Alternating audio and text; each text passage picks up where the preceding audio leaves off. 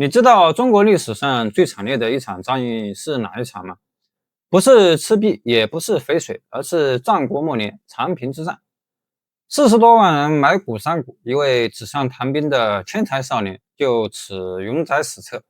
这位少年就是赵括，但你也许不知道，赵括并非一出场就是悲剧英雄。他的故事要从他还是个年轻谋士的时候说起。赵括是赵国将领赵奢的儿子。公元前280年，赵王命令赵奢攻打齐国麦丘，于是赵奢带着儿子赵括一起来到麦丘。在他们父子到来以前，赵军已经攻打麦丘很多次了，结果都以失败告终。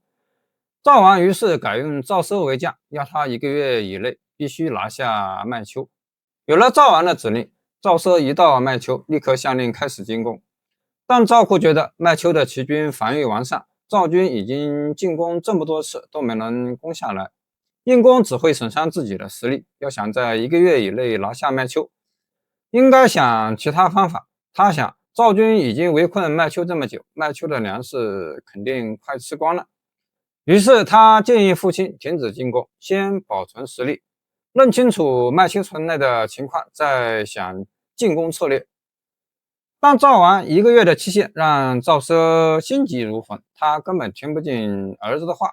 赵奢抓到齐国的战俘，向他们运行，想打探出麦丘城内的情况。但俘虏们阳关紧闭，赵括每天送饭给俘虏吃，待他们很有礼貌，还让他们带粮食回家。于是就有俘虏悄悄告诉他，其实城内的粮食快吃完了，全都充当了齐军的军粮，老百姓没有饭吃，已经开始吃人了。赵括问，那么齐军还能守多久呢？俘虏回答，几个月吧。赵括打听到的消息是父亲费了九牛二虎之力都没能得到的。赵奢开始对儿子刮目相看，于是听从了他的建议，不再硬攻，并把俘虏都放回了城。俘虏回城后，对城里的百姓说，这一批赵军待人很好，不但没有让我们受委屈，还给我们饭吃，让我们把粮食带回来。这样一来，城里的百姓就动摇了。有些人想向赵军投降。齐国将领一看归来的俘虏，动摇了民心，于是把他们全部都关了起来。这样的举动让城里的百姓和士兵大为不满。这时候，在赵括的提议下，赵奢开始让士兵往城里抛粮食。围城的赵军于是每天把粮食抛进城，什么都不说，接着就回营休息。几天后，齐军派人把粮食运回来，并传话说要攻快攻，不要再往城里抛粮食了。齐军派的人回去以后，赵奢仍然不进攻。过了几天，接着向城里抛粮食。抛了几天以后，齐军又派人来，要和赵奢选个日子决一死战。赵括对父亲说，别理他们。又过了几天，他们得到消息，守城的齐军将领被百姓杀了，麦丘百姓全部投降了赵军。赵括让麦丘百姓不战而降，这件事传回赵国。赵王对他很是赞赏。赵括从小就喜读兵书，研习兵法，谈论兵事，并且著书立说，广收投递。他和父亲讨论运兵之道，有时候就连父亲都是他的手下败将。但是赵奢从来都不夸奖他。赵括的母亲不明白，赵奢告诉他，打仗是性命攸关的事，但赵括总是夸夸其谈，把他看得太轻易了。赵王不让他领兵打仗还好，如果他带兵，赵军必败无疑。公元前262年，秦国率先向韩国发起进攻，攻破韩国野王，围困上党。韩王为了使秦国撤兵，命令守将冯亭把上党送给秦国。冯亭不愿详行，决定把上党送给赵国。赵王欣然接受，并派廉颇率领军队驻守在长平，防止秦军前来攻击。秦王不甘心上党成了赵国领地，于是派王和领兵进攻长平。秦军不断发起挑战，赵军利用地形优势坚守不出，战争僵持3年之久，累及百姓。赵国百姓没有粮食可吃，向齐国借粮，齐国坐视不理，秦国国库也被战争掏空。士兵倦怠，两国都难以承受战争的负荷，希望可以速战速决。范雎很快想到一条计谋，没几天，秦军阵营里议论纷纷，说廉颇要谋反。这时候赵王也听到传言说，廉颇老了，大不如从前了。赵军眼看就要抵挡不住了，秦国害怕的其实是年富力强的赵括。赵王对廉颇生了疑心，于是向大臣们征询意见。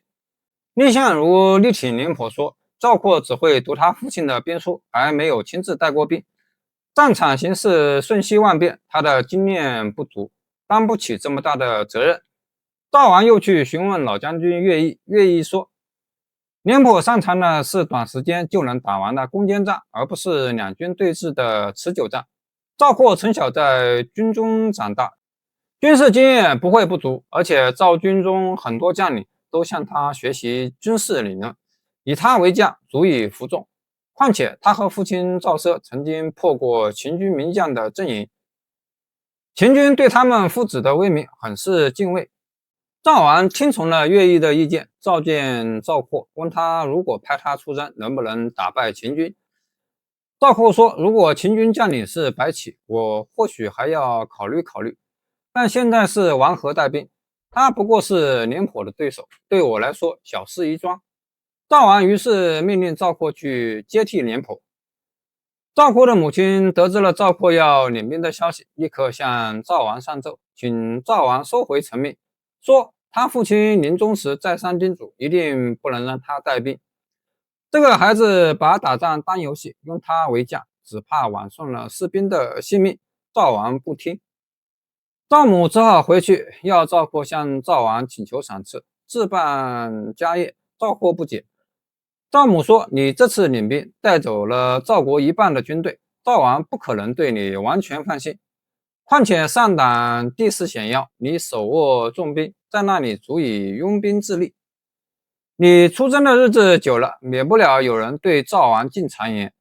而且这次出征事关国家存亡，败了国破家亡，胜了功高震主。你替家人求封赏，把家人留在这里，也是为了让赵王知道你是一定会回来的。这么大一场仗，本来就难辨胜负，全看评判的人怎么评判，所以让赵王安心比什么都重要。赵括听从了母亲的话，赵母又向赵王请奏，希望赵王承诺，无论赵括战胜还是战败，都不牵连家人。赵王同意了，赵括这才领兵出征。公元前260年，赵括带着兵马到了长平，把廉颇制定的军法全部废除，下令一旦秦军再来挑战，全力迎战，打退以后乘胜追击，让他们全军覆没。赵括为将的消息传到秦国，秦国立即调整了作战策略，增派军队，换武安军白起为将领。为了不打草惊蛇，引起赵军的警惕，秦王下令，有敢泄露白起为将的人，杀无赦。白起是秦国名将，从一名普通的武官一直升到武安军的位置。他指挥过的70多场战役，没有一次失败的记录。白起作战不只是为了占领城池，他对敌人群追猛打，目的就是把敌人杀光。凡作战必歼敌。到战国后期，武安军白起已经成了一个令六国军队闻之而胆颤的名字。赵括缺乏实战经验，一心求胜又大意心敌，这些弱点全部被白起利用。公元前200年8月，对敌军情况几乎一无所知的赵括，率领赵军主力大肆攻打秦军，白起稍一抵抗就假装败阵，诱使赵军追击。秦军向事先筑好的垒阵撤退，引诱赵军进入他们的埋伏地点长壁。白起的包围圈就像一个大口袋，待赵军全部进入后，埋伏在包围圈两侧的一支25000人的部队，立刻从后方截住赵军的退路，一方面给口袋收入口，另一方面监视留守在后方营地的赵军，牵制他们，使他们不能前来增援，这样就把赵军主力死死地围困在包围圈中。秦军断了赵军的后路，赵军失去粮草来源，只好在包围圈中拼死抵抗，等待援军。秦军包围赵军的消息传到秦国，秦王亲自赶到河内，征运了当地所有15岁以上的男丁，组成一支部队到长平助战。这支部队开到长平以北，堵住赵国的粮道和援军通道，使赵军主力完全断绝了后勤支援。当年9月，赵军断粮已经46天，被饿死的士兵不计其数，他们已经斗志全无。赵括希望可以突围出去，他把军队分成4部分，轮流攻击秦军阵营，想以血肉之躯拨开一条生路，但是秦军坚如堡垒。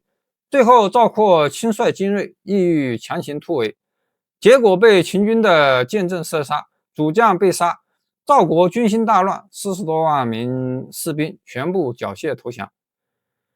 投降的40多万赵国士兵让白起发了愁，他们详情是在既没有粮草又没有救兵的情况下的无奈之举，他们的故乡在赵国，不会真的效忠秦国，所以这支军队不能为秦国所用，如果放他们回去，无异于放虎归山。全部看守起来呢，看守这么多人，需要投入的人力物力以及供给他们的粮食，对于当时的秦国来说都是不可能承担的。更别说他们人数众多，一旦发生叛乱，将难以控制。思前想后，白起做了一个惊人的决定，他选出赵国降军中最年幼的240人，放回赵国通风报信，然后把剩下的人全部带入山谷活埋。这就是历史上最著名的长平之战，赵括断送了40多万士兵的性命和赵国的前途。从此成了后人口中只会纸上谈兵的将军。这场战争使赵国元气大伤，从此一蹶不振，赵国半数以上的成年男子都死于此战。这场战争使其他六国闻风丧胆，加速了秦国一统全国的进程。秦国一统天下，基层定势，